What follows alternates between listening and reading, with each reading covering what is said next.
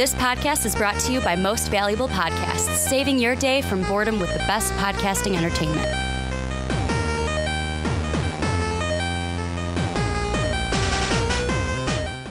What's up, everybody? Ricky Widmer here, along with fellow man-child Johnny Karlic. And we are back for another edition of the Rick and Johnny podcast right here on Most Valuable Podcast. If you're on YouTube, hello. It is great to see your wonderful faces again. If you're on Blog Talk Radio, iTunes, Stitcher, if you're on Spreaker, if you're listening to us anywhere around the world, thank you guys for checking us out today. But Johnny, usually I say we got a jam-packed show, and we eventually put together a jam-packed show, but it was a little hard this week. Yeah, we got kind of a slow news week. With Thanksgiving going on, a lot of news places, like they're putting stuff out on Thursday and Friday, but it's like one of those things where it's like, hey, let's get everything together before Thursday so that we can set it to post. Set it to post on Thursday and Friday and actually enjoy our Thanksgiving weekend. So we put together a jam-packed show, going to be looking at DC. A lot of the stuff is still kind of the after effects of Justice League. And with the movie, we're going to look at DC, Warner Brothers, and in specifically Zack Snyder. Then we're going to go into gaming, a kind of part two to a topic I didn't even think we'd need a part two about. No. Last week, talking about loot boxes, we're going to talk about them again. Should they be banned? Belgium thinks they should. We're going to look into that. And then we're going to end everything up. Jude Law is joining the Captain Marvel movie as Mar-Vell. We're going to look to see what kind of a Mar-Vell we will get in the Captain Marvel movie. But let's jump right into it, Johnny. And the question I want to propose to start the podcast and kind of to set this up, this was one that I thought about this week. I was just thinking about the DC movies and listening to podcasts about Justice League, and I kind of had a thought process go through my head. In this topic, I came up with the question of, should Warner Brothers and or DC get rid of Zack Snyder? The first thing I thought of, is this question disrespectful to Zack Snyder? Because some people are going to think that. Is it disrespectful to Zack? Of course, he's done hard work with the movies that he's done, Man of Steel, BVS, I guess there was hard work done in there. I didn't see it, but some people have. And then with Justice League, that everyone's been talking about the changes that have been made after his 3-hour cut. People want that cut. Warner Brothers isn't going to give it to us, but should we get rid of Zack Snyder? Before we throw this over, I want to set this up for you. Okay. Here's what my thought process was.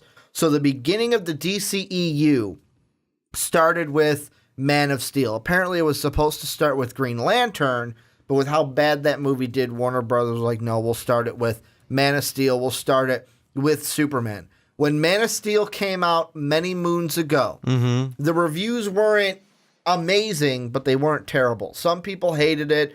A lot of people, like myself, I was like, it was okay. At that time, I remember sitting there with Dave in the movie theater we were at in our local mall, and I was sitting there just going, I was trying to talk it up because it was the first of the DCEU.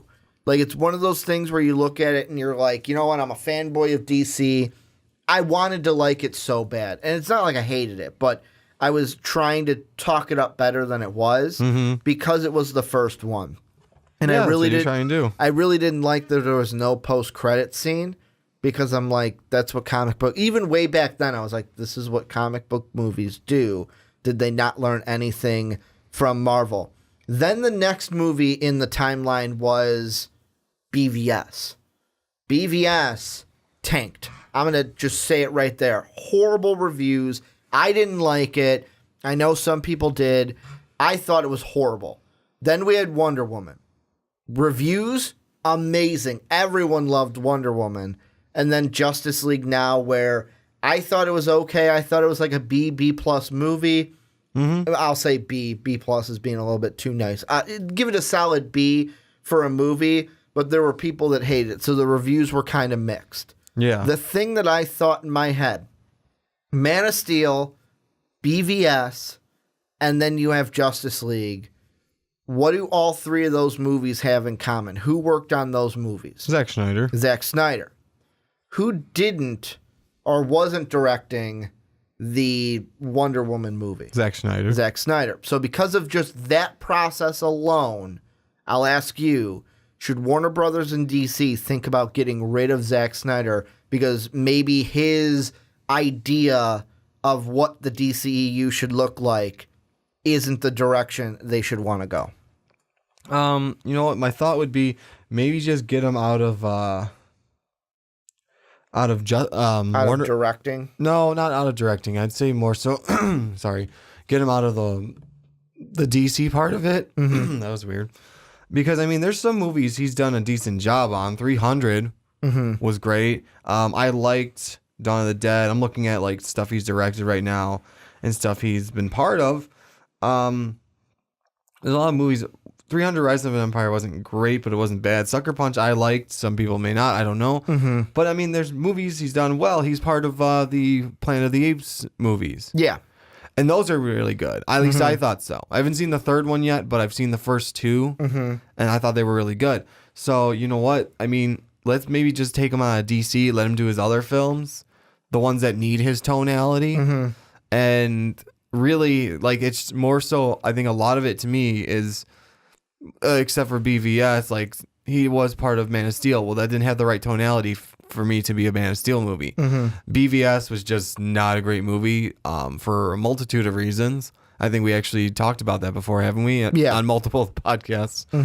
And like you said, Justice League was not a fantastic movie. It was a good movie. I wouldn't say it was out of the ballpark, but it was a good movie. Well, and that's the thing where I know that a lot of people are either on one side or the other. With like in Justice League, part of me was like, you know what? Maybe I give you not a pass for Justice League, but I don't really put it against you only because you had to step away from it. And the product that we got wasn't your 3-hour product. Yeah. So, I mean, the Joss Whedon coming in and the studio really tinkering at that point.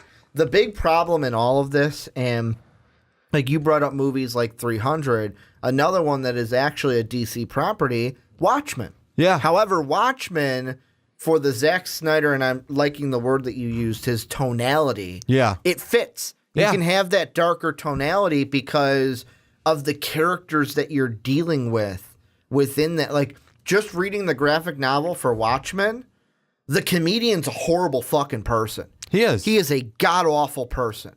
Thank you, Jeffrey D. Morgan, for portraying that. For portraying that rightly, but I can't remember. I think it's in the... But you're right. He is an absolutely awful person. Well, I think it's in the graphic... It's been a while. It's been... Let's see. Watchmen came out in 2009. So that's when I read the graphic novel. So it's been almost 10 years since I've read it. I have to reread it. Yeah. But if I'm not mistaken... There's a scene in there where, not Jeffrey Dean Morgan, but where the comedian is kind of a little rapey. And that's the kind of character that he portrays. That type of a scene, like, and whatever they're... Because with Watchmen, what you're dealing with is virtually the doomsday clock. Yeah. So it's the end of the world. And plus, like, how greedy you can get with the Rorschach side of things. Oh, man, Rorschach. Like, that is exactly, like, that fits.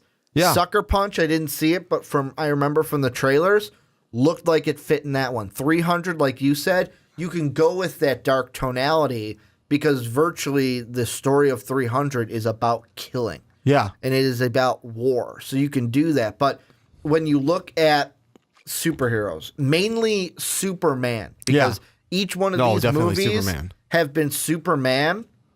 Superman is not dark. No. He is not a brooding force. He is supposed to be the best way I've described or had Superman described to me was he's supposed to be a Boy Scout.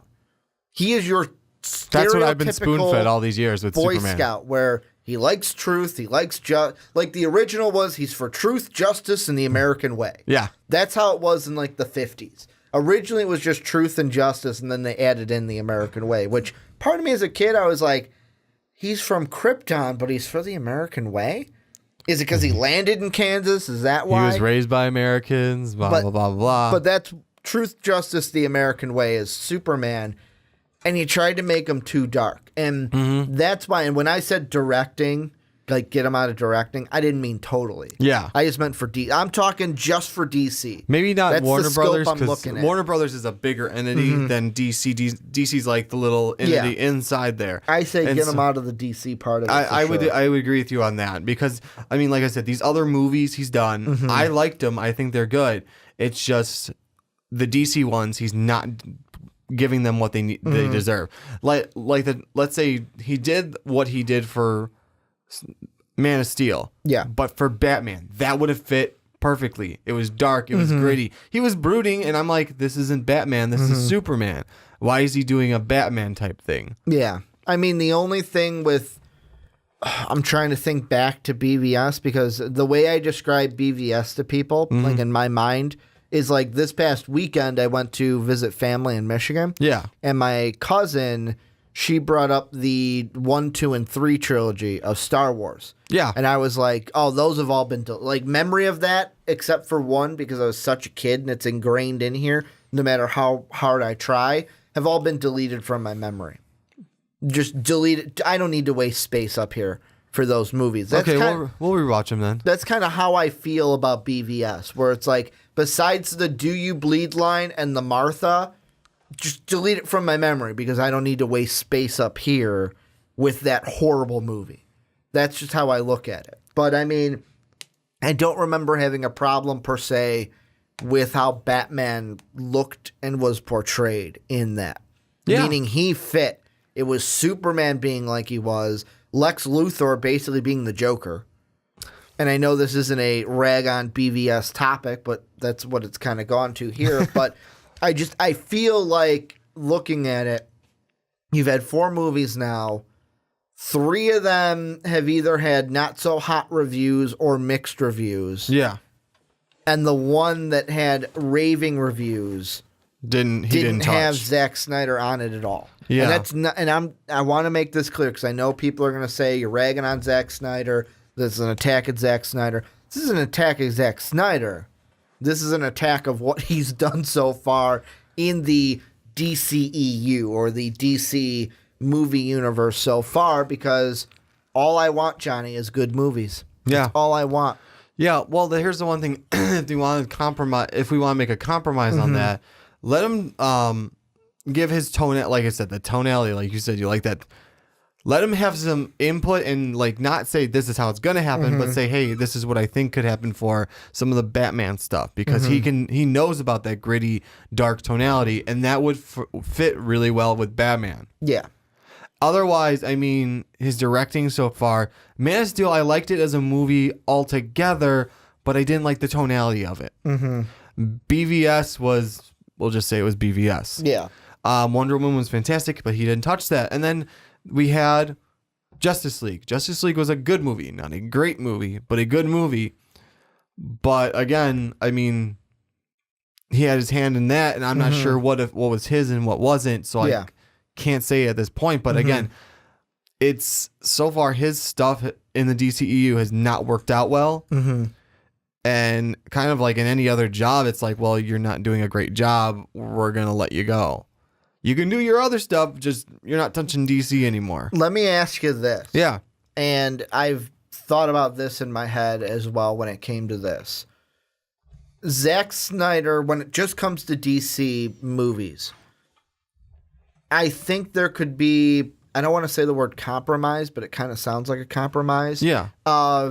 Hey, Zach, we're not going to have you direct any more movies, but if you want to be a producer for us, you can. There you go. Because like I look at movies like the Wonder Woman movie. He didn't direct it, but he was a producer for it. And that's really the only one that he was, like Suicide Squad, he was an executive producer, but that one was god-awful too, so I wouldn't use that as a glowing example of being a producer. But I look at Wonder Woman, he was still a producer for that, although it was produced by PGA.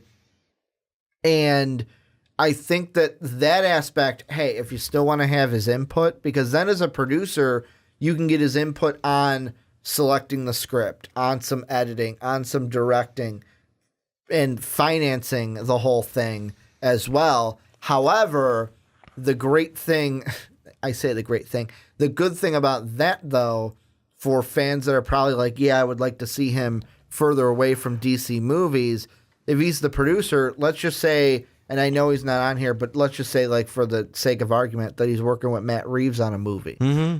As a producer, he can go to Matt Reeves, hey, you know what, I think that maybe here's my input here, here, and here, and Matt can either go, sure, let's do that, or no, let's not do that. Like, here's a perfect one right now. He's announced that he's going to be the producer for Flashpoint. Mm-hmm. Let's say I would... executive producer. Executive producer, yes. That's the top dog. Yeah. The top honcho. But let's put it this way. Mm-hmm. Let's say we get the... And this is the Flashpoint I know of, the one that's the DC animated series or cartoon. Which, let's be completely honest, the animated movie is pretty much exactly what you see in the comic. Okay, see, I haven't read the comic, so that's why I'm going off of that one. I've read the comic and seen, and they're pretty much, there's a little difference, but they're pretty much the same plot story. Wouldn't you love if he were to give a bunch of input on how to do the Thomas Wayne scenes? Yes. With his tonality and stuff? I would absolutely love that. Because he's dark, and this is like a darker version of Batman. Yeah. He is not afraid. Well, spoilers in case you haven't read it or seen it. Yeah, if you haven't read Flashpoint or seen the movie, find it for free online. You can probably do that. Yeah. He's not afraid to kill. Well, it's... actually, that's his... The his reason choice. why is... And this is... I love Thomas Wayne. Yeah. As the Batman, as that version of Batman, because you look at Bruce... Mm-hmm. And when Bruce lost his parents as a kid. Yes. So part of me feels like the no killing thing came from that. Where exactly. It's like when you start out as a kid, you're a little bit more... Although when your parents die, could you really say you're innocent at that point? You're still innocent. It's just you've been through a traumatic event now. Whereas if it's a father who lost a son, you're coming from a very different standpoint. I think you're being... than a child. You're being fueled by a different form of rage. Yes. Like his is, you know what? No one deserves to live now. Mm-hmm. Because whereas a child is just like, I want all the bad guys to go away. Yeah. Not die. I just want them to go away in prison. Whereas I think it goes on to Thomas Wayne beats the guy to a pulp, if not to death. Yeah. Yeah. And then his mother turns into the Joker, but that's a different story. There's a scene from the animated series or the animated movie where he's fighting the new version of Harley Quinn. Yeah. And he Yo-Yo, I think it was called. Yeah, Yo-Yo. And he basically pushes her off the ledge. Yeah. And she's falling, and Cyborg catches her. And Cyborg goes, what the hell? You pushed her off the ledge. And Thomas Wayne, Batman, goes, you should have let her hit the ground. Yeah. That is basically where he is. Like, you should have let her hit the ground. Basically, for Thomas Wayne, it's, and if you're a villain, you should be dead. Yeah, because, I mean, in that one, you know how Bruce has, like, the picture of his parents? Yeah. Well, for Thomas Wayne, he has the gun. Yeah. Still has the gun that killed Bruce in, like, a little, like... glass Beauty dome. Beauty and the Beast Rose-esque is how I saw it. It's exactly what it is. But, like, getting back to Zack Snyder... Yeah. Like, if you used him as a producer and he helped, like, give a little input on that, that'd be fine. I just think with the whole directing side of it, DC, Jeff Johns, they should look towards distance. This is my own personal belief. They should look to distance themselves from Zack Snyder because I am just going off of what I've seen. You have 4 movies in this so-called universe right now. One of them did really well. The other 3 not so hot and didn't have as great of reviews as Wonder Woman. And the one that did great didn't have Zack Snyder directing. The other 3 did. Not going to say it's a coincidence, but it's probably a coincidence. That's how I'm looking at it. Yeah, you know what? I'm going to agree with you on that because you know what? Maybe, and like I said, I'm trying to go on the nicer point of that. Distance him from him directing most, if not anything. Again, if they can get I'd be fine with him producing. Yeah. But I mean, to him, he's got a certain tonality he goes with, and I like it for certain things. Yeah. But that's why that's the only thing I really rag on about Superman. He's not dark. He's not dark and brooding. Leave that to Batman. Like, we've even had, even when Man of Steel came out, everyone was like, why is the suit so dark? Yeah. Why is the suit it's blue and red, but why is it so dark? Why isn't it not a little lighter? It was like a really dark blue and a really dark red. Yeah. It's like, okay, I actually kind of liked it in some sense because it's like, okay, at least it's the colors. It was a little dark, but I didn't really care about that. Yeah. But like, because I was more looking at the suit design as opposed to coloration. I'm like, it looks really cool. Yeah. But it's like, this is really dark and brooding. Why are we getting Batman toned Superman? And apparently there was a trilogy that was supposed to be the Zack Snyder not officially, but it was basically Zack Snyder's trilogy. Yeah. Man of Steel, BVS was supposed to end with Justice League. I say those 3 movies are done. End it. Let it be. Let it go away. Go with this new version that you've already started with Wonder Woman and have tried to fix with Justice League to fit it. Because another problem that I had this in right at the end with Justice League was they were already filming and finishing up production by the time that BVS was coming out. Yeah. So they didn't know exactly what people thought of BVS until they were already done with Justice League, which was a problem because then they're like, shit, we got to change everything. But I want to turn the topic on to you guys now. I want you guys to let us know, what do you think? Should DC, Warner Brothers kind of push Zack Snyder away from directing? Would you like to see him direct another DC film? And what do you think about anything we talked about in this segment? Let us know what you guys think down below in the comment section.